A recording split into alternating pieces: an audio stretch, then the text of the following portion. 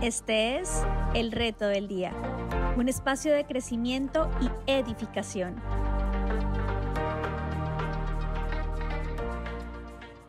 Quiero hablarles esta mañana acerca de que fuimos hechos libres para amar. Fuimos hechos libres para amar. Y este principio o esta verdad es una verdad fundamental. Es una verdad que libera, es una verdad que transforma nuestras vidas, que cambia nuestros corazones. La semana pasada estuvimos hablando acerca del primer propósito de Dios con nosotros. Y es que nosotros lo amemos a Él. Ese es el primer propósito. Eso es lo primero que le da sentido a la vida. Que amemos a Dios. Dele un codacito al que tiene al lado, por favor, y dígale, tu propósito es que ames a Dios. Ese es el primer propósito. Y el segundo propósito, que es el que quiero tocar en esta mañana, es que fuimos hechos libres para amar. Fuimos hechos libres para amar. Y quiero empezar diciendo lo siguiente.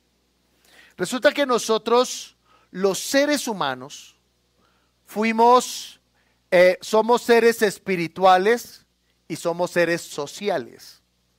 Somos seres espirituales. Esto significa para nosotros, reitero, que fuimos creados para amar a Dios y para tener comunión con Dios. Pero también somos seres sociales. ¿Y esto qué significa? Que fuimos creados ¿para qué? Para relacionarnos con otros.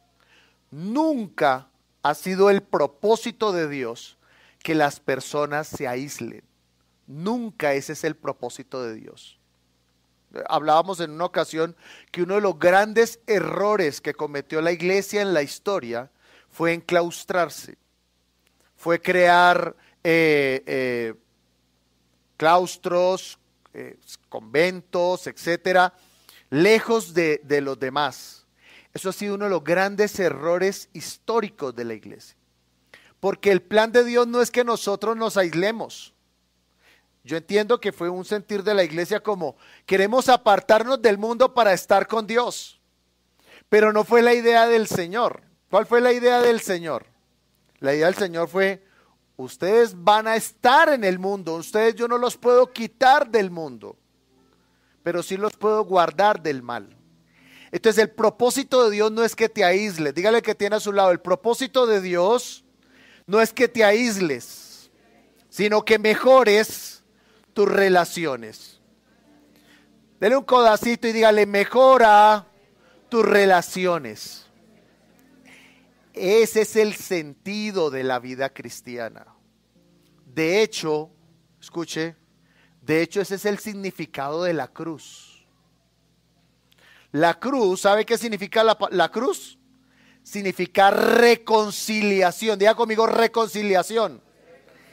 Y me gusta que la cruz tiene dos direcciones. Tiene la primera que es vertical. Es decir, reconciliación ¿con quién? Con Dios, a través de Cristo, a través de que fueron nuestros pecados perdonados, a través de que fuimos limpiados por la sangre de Jesús. Reconciliación hacia arriba. Y quitándose esa barrera, rompiéndose esa maldición del pecado, porque como vamos a ver, los problemas de relaciones interpersonales son consecuencia del pecado.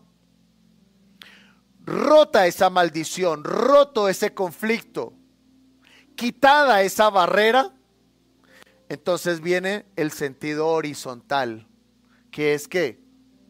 Relaciones sobrenaturales, horizontalmente, es decir, con los demás. Es natural, es humano. De hecho, la misma historia del ser humano, cuando usted lee la Biblia, la historia del ser humano está marcado por conflictos entre las personas. Eso es inevitable. Es inevitable. Cuando usted nota en la escritura, cuando Adán peca, se introduce el pecado en la humanidad, lo primero que se interrumpió fue su comunión con Dios. Y lo segundo que se deterioró fue sus relaciones interpersonales. Como consecuencia del pecado, su matrimonio entró en crisis y empezaron a sentir vergüenza y se distanciaron. Más adelante vemos a sus hijos en conflicto, porque Caín mató a Abel. Más adelante vemos en la Biblia y podríamos mencionar conflictos que tuvo Abraham, que tuvo Isaac, que tuvo Jacob. Ya hemos hablado lo suficiente de José, que sus hermanos lo aborrecieron, lo vendieron, ¿cierto? ¿Cuántos han tenido problemas con sus hermanos? No levante la mano. Pero ¿cuántos hemos tenido problemas con los hermanos? Problemas de convivencia, ¿cierto? De hecho, también la Biblia nos menciona, escuche, que aún en medio de la gloria de Dios, Dios habitaba entre ellos. Piensen esto, había una columna de nube de día, había una columna de noche. La gloria de Dios estaba ahí, había milagros, sanidades. Cuando Israel estaba en el desierto, y sin embargo, cuando usted lee el libro de Éxodo, Levíticos, Números, Deuteronomios, usted ve conflictos interpersonales. De hecho, en el mismo ministerio de Jesús, cuando el Señor Jesucristo estaba andando entre ellos en la tierra, ¿qué encontramos? Conflictos, celosos, porque Jesús había dicho, le había cambiado el nombre a Simón por Pedro. Celosos porque Jesús todavía no definía quién iba a ser el mayor.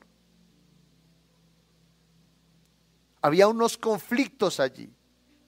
Lo vemos en el libro, en la carta, en el libro de los Hechos.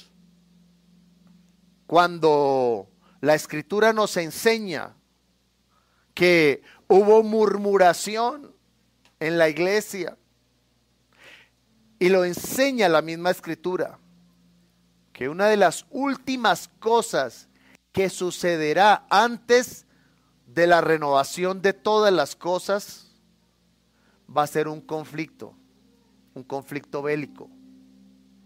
O sea que la historia del ser humano está marcada por los conflictos. Está marcada por la dificultad que tenemos para relacionarnos. Por eso esta mañana el tema que he denominado, que les quiero compartir, lo he denominado fuimos libres para amar. Porque el amor, después de la caída, después de la introducción del pecado, el amor se volvió algo antinatural. Por eso necesitamos de Dios. Por eso necesitamos al Espíritu Santo. Para que nuestras vidas sean sanadas. Para que nuestros corazones sean restaurados. Y podamos relacionarnos bien. Ahora, conflictos, es normal que vengan conflictos. Lo que nosotros tenemos que aprender, que es lo que quiero enseñar hoy, es, sí, yo tengo conflictos en mi hogar, tengo conflictos con mis hijos, tengo conflictos con mis vecinos, tengo conflictos con mis compañeros de trabajo. ¿Qué voy a hacer? ¿Cuál es el plan de Dios? ¿Cuál es la forma en que Dios desea que yo supere esos conflictos? ¿Cuál es la forma del Nuevo Testamento? ¿Cuál es la acción del Espíritu Santo para transformar mi vida a una vida sobrenatural? Ya hemos dicho que lo natural es estar resentido. De hecho, nosotros, y esto está sucediendo en muchos países del mundo en este momento, pero particularmente nosotros, como sociedad colombiana, como colombianos, nos hemos vuelto una sociedad melancólica, una sociedad de resentimientos, resentidos, resentidos por mi pasado, resentidos con mis autoridades, resentidos con quienes me rodean. Nos hemos convertido en una sociedad melancólica, susceptibles, heridos, divididos como sociedad. Hemos visto personas, tal vez usted las ha escuchado o tal vez usted es una de esas personas que dice: quiero renunciar al trabajo, al servicio, a mi matrimonio, porque me siento herido, porque me siento herida, porque nos sentimos lastimados. Eso llama ser melancólicos.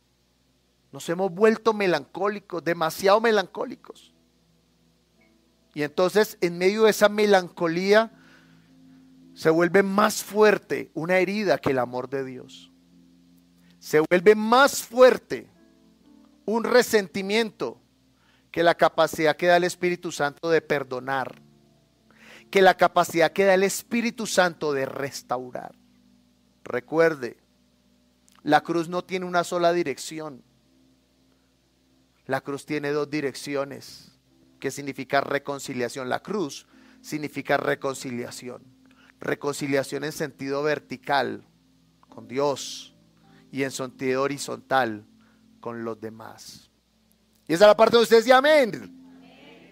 Y entonces vamos a ver lo que dice la Escritura. Dice el Señor en Mateo capítulo 5. Vamos a leer versos 38 al 48. Está hablando en el contexto del Sermón del Monte.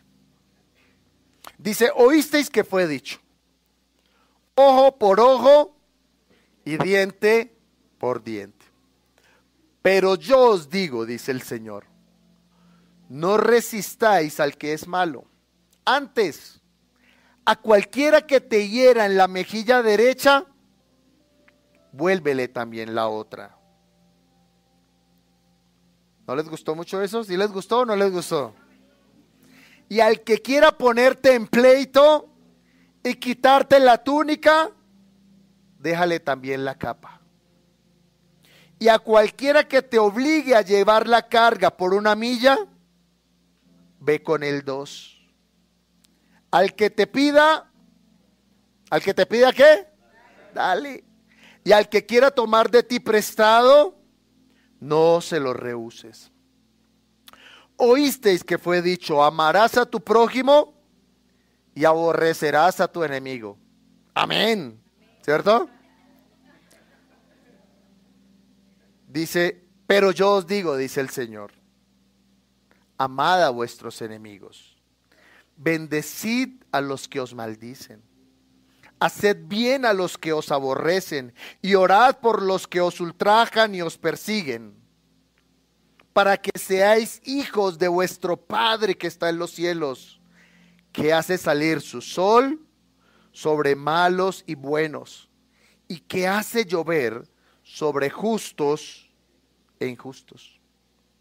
Porque si amáis a los que os aman, ¿qué recompensa tendréis? ¿No hacen también lo mismo los publicanos? Y si saludáis a vuestros hermanos solamente, ¿qué hacéis de más? ¿No hacen también así los gentiles? Sed pues vosotros perfectos, como vuestro Padre que está en los cielos es perfecto. Y cuando yo leo esta descripción de Jesús, cuando yo leo esta escritura, puedo descubrir que el propósito del Señor es un llamado, número 1, a la salud emocional. Número 2, a la paz con otros. Y número 3, a la madurez. Hoy vamos a hablar de esas 3 cosas. Número 1, salud emocional. Número 2, a la paz con otros. Y número 3, a la madurez. Dígale que tiene a su lado, pero dígalo con amor. Dígale: madure.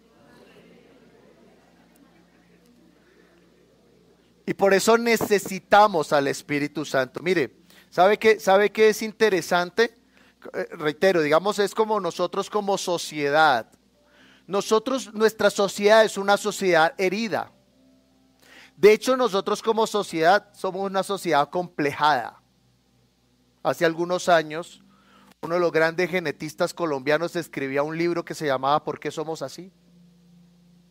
Y él explicaba, este genetista explicaba en su libro y decía, mire, lo que pasa es que nosotros como sociedad pensamos que todo el mundo está contra nosotros.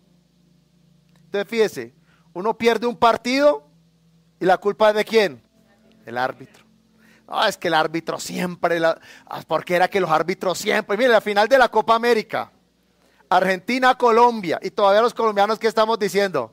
Oh, la FIFA nos robó, es que los árbitros están con, mire, todavía estamos con el cuento del gol de Yepes, era gol de Yepes, era ya. Porque fíjese que a veces nosotros tenemos una mentalidad de víctimas.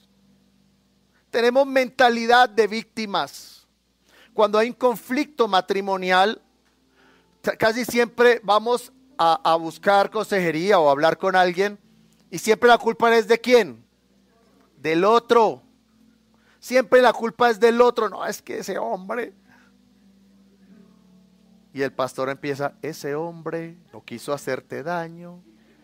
No le guardes rencor. Bueno, o sea, nosotros a veces, siempre que estamos haciendo, victimizándonos. Siempre nos victimizamos. La mujer llega diciendo el problema es de él y el hombre llega diciendo el problema es de ella. Como sociedad nos sucede así. Estaba escuchando esta semana también una entrevista que le hicieron en el mismo contexto de los Juegos Olímpicos. Creo que era un técnico, creo que era el director de la Federación de Boxeo. La misma excusa, oh, es que nos sacaron porque es que los árbitros no nos calificaron bien y por eso nos sacaron y por eso no ganamos medallas en el boxeo. Usted le pregunta al joven de la universidad, ¿por qué estás bajando en tu rendimiento? ¿De quién es la culpa? No, es que ese profesor, no, es que ese cucho me la tiene pero montada. Usted le pregunta a la persona, venga, pero usted ¿por qué está tan aburrido en el trabajo? ¿Cuál es la respuesta? No, es que ese jefe que me ha tocado, no, es que los compañeros, esa gente no colabora, yo trabajo, yo meto el hombro, en cambio soy el único que mete el hombro. Yo soy el único que trabaja, el resto es un poco de flojo. ¿Se ha dado cuenta? Y entonces resulta que nosotros vamos desarrollando en nuestra vida, vamos desarrollando en nuestro carácter, en nuestra forma de ser, una mentalidad ¿de qué? De víctimas. Y cuando usted asume una mentalidad de víctima, entonces usted siente que todos los demás lo atacan. Usted siente que todos los demás quieren aprovecharse de usted y quieren hacerle mal. Y empieza la vida a forjarse bajo un espíritu de sospecha siempre. Entonces usted, por ejemplo, llegó a un lugar y si no lo saludaron porque X o Y motivo, mire, si ve, aquí hay rosca. Esto es pura rosca. Entonces yo he escuchado en todos los contextos, pero reitero, eso solo lo escucha uno aquí en Colombia. Y no, es que el jefe tiene su rosca y eso entrar a la rosca del jefe es muy difícil, ese jefe complicado. Y entonces vamos nosotros con esa mentalidad de víctimas, ¿a qué? Empezamos a hacer selecciones, como en el Antiguo Testamento. En el Antiguo Testamento en su mayoría se rigió bajo la ley. El Antiguo Testamento fueron aproximadamente 3, 4 dispensaciones. Pero el mayor tiempo del Antiguo Testamento fue bajo la ley de Moisés. Y fue bajo la ley de Moisés donde el Señor dijo, ojo por ojo y diente por diente, lo que se conoce como la ley del talión. ¿Y cuál es esa ley del talión? Consiste en que si usted se siente lastimado, si usted se siente herido, pues responda. Esa es la ley del talión. Responda. Ojo por ojo, diente por diente. Y entonces nosotros nos quedamos en eso, aunque somos cristianos, esa es la naturaleza del ser humano. La naturaleza de nosotros como humanos es reactiva, reaccionaria. Entonces le queda mirando y, ¿entonces qué? ¿Qué me mira? ¿Sí o no? ¿Cuántos eran así? ¿Qué me le parecí? Porque esa es nuestra naturaleza humana. Pero recuerde, usted no es humano. Usted es un hijo de Dios. ¿Sí les gustó eso o no les gustó? Pero en el Antiguo Testamento, Moisés dijo ojo por ojo. Y ese ojo por ojo fue tomado como una patente de corso. Resulta que en los tiempos, digamos, del siglo XV hacia acá, había piratas. ¿Y quién era un pirata? Un pirata era alguien que asaltaba otros barcos y los robaba. Pero resulta que había algunos piratas que recibían una patente, un permiso de un gobierno para seguir haciéndolo. Un permiso para seguir robando y ya no era ilegal. Por eso se llama una patente de corso, un permiso. Entonces en los tiempos bíblicos, Moisés conociendo el contexto y Dios conociendo el contexto y Dios conociendo que eso iba a llevar al mundo, eso iba a llevar al hombre al fracaso, a la destrucción, Dios concedió esta patente de corso, ojo por ojo, diente por diente. Pero resulta que esa ley del talión no era para venganzas personales, era para asuntos muy puntuales. Por ejemplo, si usted, y usted puede leer la ley allí, puede leer la ley, decía, si usted por accidente mató la oveja de una persona, entonces una de dos, o usted le da una oveja o a usted también le matan una oveja. Nunca fue para asuntos de relaciones interpersonales, jamás. Era para asuntos sociales. Si a usted le hacían un daño, ese daño a usted se lo tienen que pagar o reparar. Pero los seres humanos siempre estamos buscando ¿qué? Como expandir ciertas cosas, ciertos derechos. Y entonces se convirtió en un asunto de venganzas personales. Nunca fue el propósito del Señor que se resolvieran los problemas a través de la venganza. De hecho, en todo el Antiguo Testamento, Dios dice, mía es la venganza. Pero estas personas entendieron mal el propósito de Dios, entendieron mal las cosas y empezaron a usarlo como un objeto de desquites, como un elemento de sacarse el clavo, de herir si me hirieron, de lastimar si me lastimaron. Y por eso en el versículo 43 Jesús dice, oísteis que fue dicho, amarás a tu prójimo y aborrecerás a tu enemigo. ¿Sabe quién dijo eso? Eso no lo dijo el Señor. Eso lo dijeron los fariseos. Eso no está en el Antiguo Testamento. Eso fue dentro de las interpretaciones que ellos empezaron a hacer dentro de la ley, oral que ellos empezaron a transmitir esta idea. Ama a tu prójimo y aborrece a tu enemigo. Por eso el Señor dice, pero yo les digo. Ahora, ese amarás a tu prójimo terminaba consistiendo en que ame solo su familia. La palabra prójimo, lo hablamos en una ocasión, viene del contexto de próximo o cercano, es decir, la persona más cercana a usted. Pero mire que ni siquiera bajo esa ley vivimos. ¿Sabe por qué? Porque si usted se convierte en una persona, un hombre, una mujer de resentimientos, va a llegar un momento en que usted no va a saber distinguir. Usted no va a saber distinguir. No sabemos distinguir. No, voy a resentirme con los de afuera, pero jamás con mi familia. ¿Sabe con quiénes a veces con los que más estamos heridos? Con la familia. A veces con las personas que más estamos heridas es con la familia. El esposo herido con la esposa. La esposa herida con el esposo. ¿Sabe cuándo sale a la luz esas heridas? Cuando hay un conflicto. ¿Sí? ¿Se acuerda usted de la semana pasada que le dije que me preparara un tinto y no me lo preparó? Y yo no dije nada. Porque aquí hay algo interesante. Mira, aquí hay algo interesante sobre esto. Hay gente que dice, yo no tengo nada en mi corazón. No, yo no tengo nada en mi corazón contra esa persona. Pero sí se distancian. Luego, sí tienen algo. ¿Sabe cómo se llama eso? Engaño. Engaño.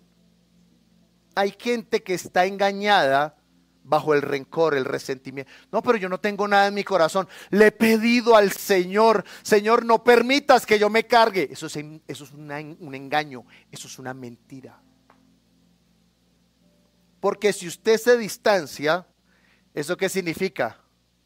Que sí tiene algo. Y cuando nosotros vivimos bajo la naturaleza del resentimiento, de la amargura y del odio, no estamos viviendo sobrenaturalmente, eso es vivir naturalmente. Eso es vivir naturalmente. Así vivíamos cuando no teníamos a Cristo. Así vive la gente de este mundo. Por favor, dígale un codacito al que tiene al lado, dígale, oiga, es con usted.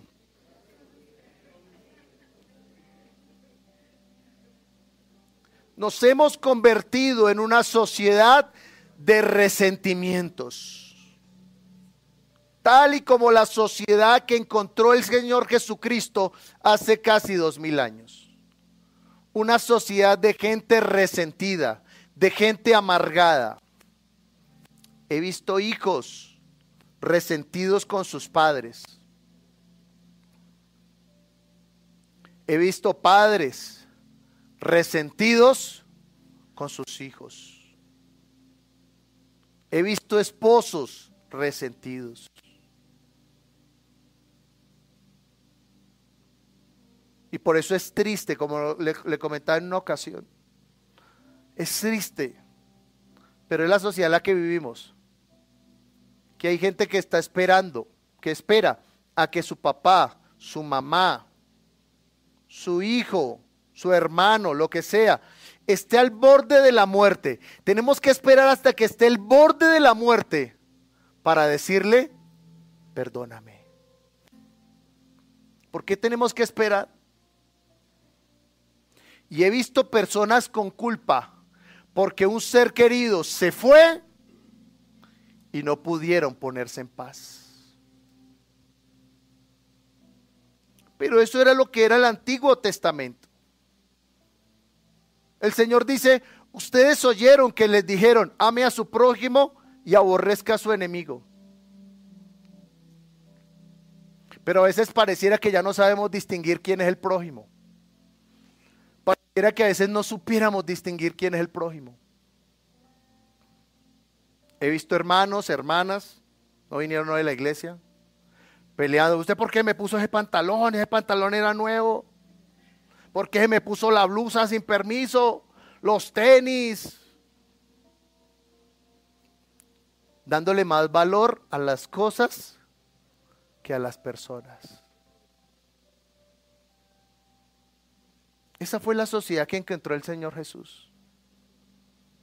Eso es lo que es común en el mundo. Ahora yo le pregunto a usted, si usted es de esas personas que se resiente, que se duele, que vive cargado en la casa, en el trabajo, en la iglesia, yo le pregunto, ¿usted está viviendo sobrenaturalmente? Porque esa es nuestra naturaleza. Esa es la naturaleza humana de resentimientos. Caín mató a Abel, era su hermano. Esa es la naturaleza humana. Pero por eso vino Cristo. Y por eso nos fue dado el Espíritu Santo. Esa es la parte donde se dice amén. Para que vivamos desligados de eso. Para que vivamos y para que se rompa esa maldición, porque eso es una maldición. Si usted es una persona de resentimientos, usted va a terminar solo. Porque la persona de resentimientos siempre tiene una capacidad y una imposibilidad. ¿Cuál es su capacidad? La capacidad que tiene es detectar los errores de todos. Pero tiene una imposibilidad. ¿Cuál es su imposibilidad? Ver sus propios errores. Dígale que tiene a su lado, usted también falla. Dígale esta palabra, usted también ofende. Y nosotros tenemos la capacidad, bueno, no los que no vinieron hoy, tienen la capacidad de ver las ofensas de otros, pero nunca ver sus propias ofensas. Por eso el Señor Jesucristo, en el mismo contexto que dijo, ¿por qué miras la paja que está en el ojo de tu hermano y no te das cuenta que tú qué tienes? Un tronco. El Señor era muy radical en ciertas cosas, ¿no? Ahora, dice el Señor, ustedes oyeron eso, ama a tu prójimo y aborrece a tu enemigo. Pero me gustan las palabras de Jesús. Los peros de Dios me gustan. Porque los peros de Dios no son excusas como nosotros, son salvedades. ¿Cómo son los peros de nosotros? De excusas, ¿cierto? Oiga, muy bonito todo, pero cuando yo a veces hablo con las personas, yo generalmente espero un pero. No, mire, yo le agradezco tal cosa y tal otra y todo me ha gustado. Y yo le digo siempre, pero, láncelo ya de una vez. Pues todos los seres humanos tenemos un pero, ¿sí o no? Pero en la Escritura los peros del Señor no son excusas, son salvedades. Salvedades para que tú crezcas. Dígale así al que tiene a su lado, dígale, el Señor habla para que tú crezcas. Entonces, habla acerca de la ley de Moisés. Pero nosotros ya no estamos bajo la ley de Moisés, del ojo por ojo, del diente por diente. Nosotros ahora estamos bajo la ley de Cristo. Y usted sabe, vaya conmigo por favor a Gálatas capítulo 6, versículo 2. Gálatas capítulo 6, versículo 2. Y vamos a ver cuál es la ley de Cristo. Dice, sobrellevad los unos las cargas de los otros y cumplid así la ley de Cristo. O sea, había una ley de Moisés, que esa ley fracasó porque terminó en una sociedad, lo hablamos la semana pasada, de enfermos, endemoniados, divorciados, de todo, leprosos, ciegos, porque el pecado trae en sí muerte. Y la falta de perdón es un pecado, como vamos a ver a continuación. Y esta ley de Cristo se manifiesta en tres cosas. Número 1, Primera de Juan capítulo 4, versículos 7 y 8. Primera de Juan capítulo 4, versículos 7 y 8. Vamos a hablar de tres áreas en las que se manifiesta la ley de Cristo. Ya vimos que la ley de Moisés terminó ¿en qué? En venganza, conflictos interpersonales, falta de perdón, divorcio, etcétera, muerte. De hecho, creo que lo hemos hablado en una ocasión, bueno, más bien lo voy a mencionar ahora. Dice, 1 de Juan capítulo 4, versículos 7 y 8. Amados, ¿qué dice? Amémonos unos a otros, porque el amor es de Dios. Podemos decir que el rencor es del diablo. Porque el amor es de Dios. Todo aquel que ama, ¿qué dice? Es nacido de Dios y conoce a Dios. El que no ama no ha conocido a Dios, porque Dios es amor. Me gusta que no dice Dios es milagros, Dios es poder, Dios es fuego que desciende del cielo, Dios es sanidad. No, ¿sabe qué dice? Dios es amor. ¿Sabe por qué Dios te sana? Porque te ama. ¿Sabes por qué Dios te provee? Porque te ama, no es porque tiene una obligación contigo. Es por amor. Y la ley de Cristo se manifiesta, número uno, en que nosotros debemos amar como hemos sido amados. Voy a repetirlo, la ley de Cristo se manifiesta, número uno, en amar como hemos sido amados. La Biblia le dice a los esposos, esposos, amen a sus esposas como su papá amó a su mamá. ¿Dice así? No, dice, como Cristo amó a la iglesia. Nosotros los esposos, voy a hablar desde el punto de vista psicológico. Desde el punto de vista psicológico dicen que los esposos terminan siendo con sus esposas como su papá fue con su mamá. Por eso hoy estamos hablando de ser libres para amar. Entonces, revise el hogar de sus padres. De pronto ese fue un hogar disfuncional, un hogar que terminó deteriorado, no sé. Por eso les decía, el resentimiento, el rencor, eso es una maldición. Pero Cristo vino para romper la maldición, para hacernos libres. Usted, por el amor de Dios, puede transformar y cambiar la historia de su propia familia. ¿Qué es lo que estamos haciendo, no? Es lo que estamos permitiendo que el Espíritu Santo haga. Eso es lo que estamos permitiendo que el Espíritu de Dios haga en nuestras vidas. Eso es lo que Dios está haciendo en su vida, rompiendo, está quitando lo que usted aprendió del mundo, lo que usted aprendió de sus padres, lo que usted aprendió de sus resentimientos. El Señor está borrando eso. Él nos hizo libres para amar. Y a veces terminamos repitiendo esa historia, porque si tuvimos padres ausentes o padres distantes y no experimentamos sanidad de Dios, terminamos siendo padres ausentes, terminamos siendo padres indiferentes. Terminamos repitiendo la historia. No, es que mi papá, cuando yo era pequeñito, papá me daba un coscorrón. Y entonces a veces queremos manifestar lo mismo, ¿no? Responder con coscorrones. No, esa no es su naturaleza. Su naturaleza es una naturaleza de amor. No les gustó mucho eso, pero yo lo creo. Dios te sana, Dios te restaura, sí. No podemos hacer nada por lo que vivimos, por lo que pasamos de infancia, eso no se puede hacer nada al respecto. Pero lo que sí podemos permitir es que eso que vivimos pierda poder en nuestras vidas para que seamos personas de amor. Usted es una persona de amor. Sonríale al que tiene a su lado, por favor. Pero sonría con amor, ¿no? Usted es una persona de amor. Y dice la Escritura, el que ama ha nacido de Dios. El que ama ha nacido de Dios. ¿Sabe qué es el amor? El amor es amar, es ver con los ojos de Cristo. Eso es el amor.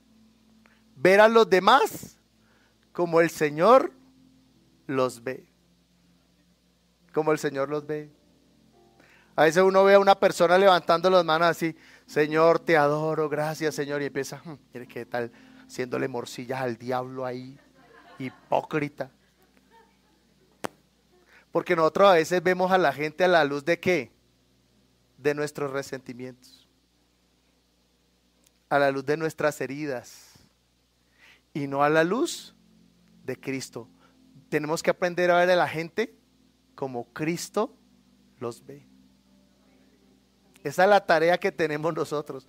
Por eso necesitamos al Espíritu. Uy, esto es imposible. Esto es imposible. Por eso necesitamos al Espíritu Santo. Esto no se puede hacer sin el Espíritu de Dios. Por eso necesitamos crear dependencia al Espíritu Santo. para poder ver a la gente como Cristo la ve.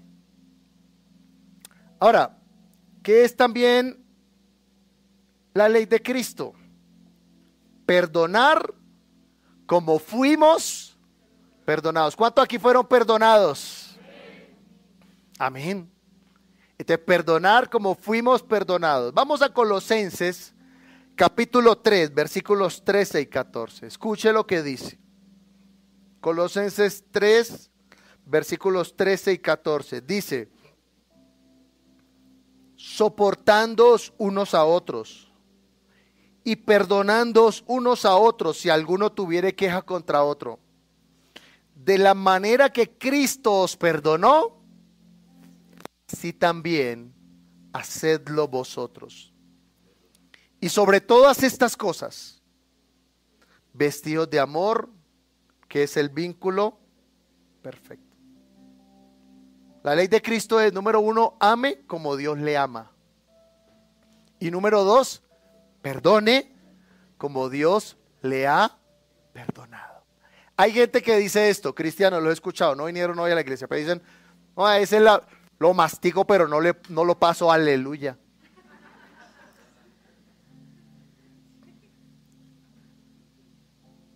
Lo mastico, pero no lo paso. No, la escritura dice, de la manera que Cristo te perdonó, así dalo. Mire, escuche esto. El perdón no es algo que la gente se merezca. El perdón es inmerecido. Usted no espere que la gente cambie para perdonarla. Porque yo le pregunto, ¿el Señor esperó que usted cambiara para perdonarlo? Fue inmerecido.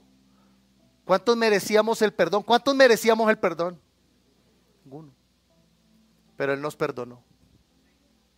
Él nos perdonó. Y cargó sobre nosotros sus pecados. Pastor, que usted no sabe mi papá cómo fue conmigo. Usted no se imagina cómo fue mi mamá conmigo. Porque hay gente que se hiere cuando dice, mire, la Biblia dice, honra a tu padre y a tu madre. Pero pastor, ¿por qué tengo que honrar a mi papá si mi papá me abandonó cuando yo estaba pequeño? ¿Sabe cuál es una forma de honrarle? La mejor forma de honrar a sus padres si lo lastimaron y lo abandonaron es el perdón.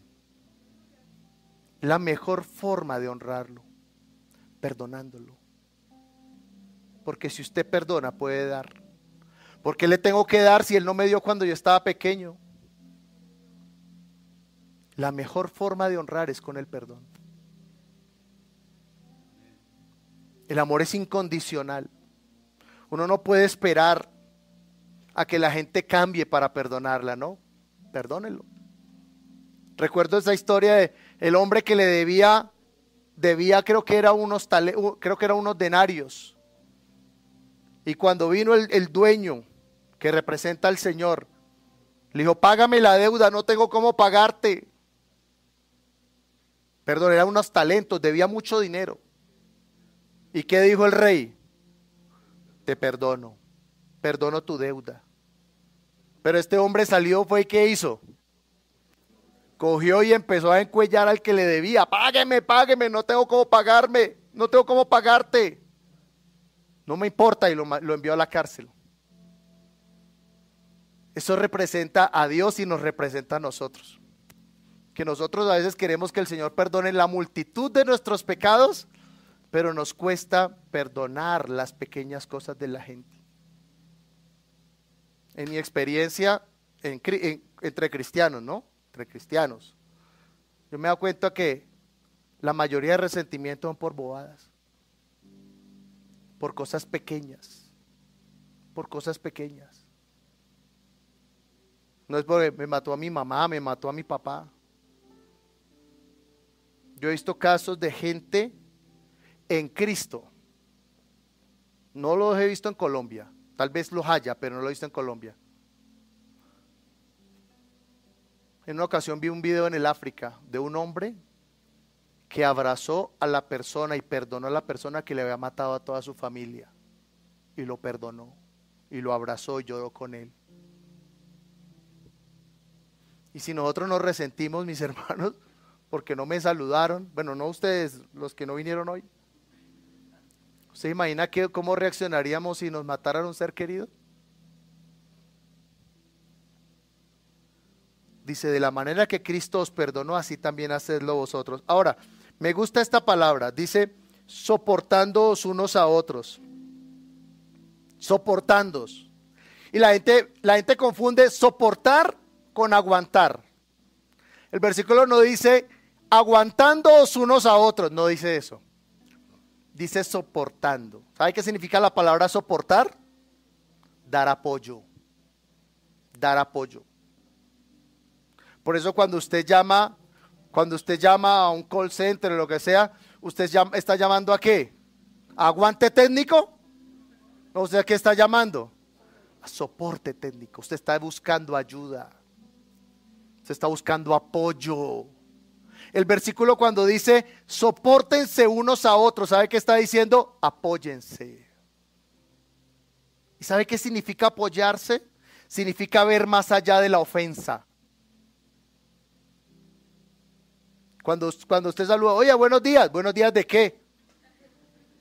Pero perdón, entonces ¿qué, hermano? Usted no le puede decir, ¿por qué no hace a un lado la ofensa y empieza a ver la necesidad? ¿No era que esa persona tiene problemas en la casa? ¿No será que su mamá está enferma? El otro día nos ocurrió, estábamos comprando unas cosas de aseo, creo que lo conté hace poco, estábamos comprando unas cosas de aseo, y uno que es cansón, uno a veces no tiene el discernimiento para... Y empezamos a molestar a la señora de los productos de aseo por los precios. Uy, pero eso ¿por qué tan caro? Eso ¿por qué no sé qué? Y yo empecé a notar que la señora estaba irritándose. Cuando un momento a otro la señora no soportó, no aguantó más. Y dijo, pastor, dijo, es que usted molestándome. Porque estábamos con otro pastor. Y ya 2 pastores canzones, éramos 2 contra 1. Dice, ustedes me están molestando y en este momento mi papá está ya en la clínica, le dio un infarto, la ambulancia no va a recogerlo y usted aquí molestándome. Y entonces oramos por ella. Pero qué tal que nosotros no hubiéramos herido. Ay, ¿sabe qué? Entonces voy a comprarlo a otro lado. Cuando la Biblia dice soporte, está diciendo de apoyo, no dice aguántese, sino de apoyo. Aprenda a hacer a un lado la ofensa. ¿Sabe cómo se llama aprender a hacer a un lado la ofensa? Y ver la necesidad, se llama madurez. Dígale que tiene al lado, por favor. Madure. Haga a un lado la ofensa y mire la necesidad. Cuando a usted le responden mal, cuando lo miren mal, pregúntese. ¿Qué problema tiene esa persona? De pronto tiene un problema en su matrimonio. De pronto está enferma. Tal vez lo llamaron a cobrarle una deuda y no tiene cómo pagarla. Y ahí es cuando la escritura dice, sopórtese. Sopórtese. Mis hermanos, la vida cristiana no es para aguantarla. Esto no es para aguantarla. Aguante, mijo. No, esto no es para aguantar. Esto es de soportar, de dar apoyo. Cuando usted ve a alguna persona irritable, pregúntele, ¿cómo puedo apoyarte? ¿Qué necesitas? Yéndose, hermano. No tome la ofensa. No tome la ofensa. No tome la ofensa. Eso se llama madurez. Entonces, la ley de Cristo es, número 1, amar como Dios me ha amado. Y número 2, perdonar como Dios me ha perdonado. Y número 3, termino con esto. Para que vayamos pasando los chicos de alabanza, por favor. Dar como hemos recibido. Dar como hemos recibido. Romanos capítulo 12, versículos 19 al 21. Escuche lo que dice Romanos 19 al 21. No os venguéis vosotros mismos, amados míos, sino dejad lugar a la ira de Dios, porque escrito está, mía es la venganza, yo pagaré, dice el Señor. Así que si tu enemigo tuviere hambre, ¿qué dice? Que se abra. No dice, dale de comer. Si tuvieres sed, de malas. No, dice, dale de beber. Pues haciendo esto, ascuas de fuego amontonarás sobre su cabeza. Dice, no seas vencido de lo malo, sino vence con el bien el mal. Gracias por acompañarnos hoy. Suscríbete a nuestro canal para que veas más contenido de nuestra iglesia. Recuerda, somos la Gran Comisión Bogotá.